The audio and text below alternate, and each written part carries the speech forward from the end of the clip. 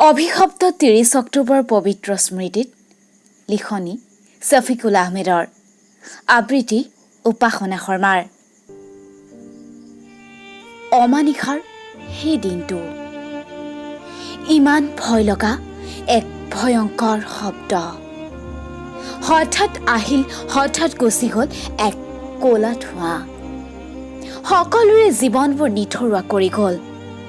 লাগিল হোৱা ধোৱা চৌদিশে কান্দোনৰ ৰোল। কোনোবা পিতৃহাৰা, কোনোবা মাতৃহাৰা, কাৰোবাৰ চিৰদিনলৈ নিজৰ হাত ভৰিখনো গুচি গ'ল। ৰাস্তাত পৰি ৰ'ল নিৰপৰাধীৰ তেজৰ ফাকুৱা। কোনে কৰিলে এনে জঘন্য ঘটনাটো? অকণো বেয়া নালাগিল নে? কিয় কৰিলে মানুহবিলাকক নিথৰুৱা?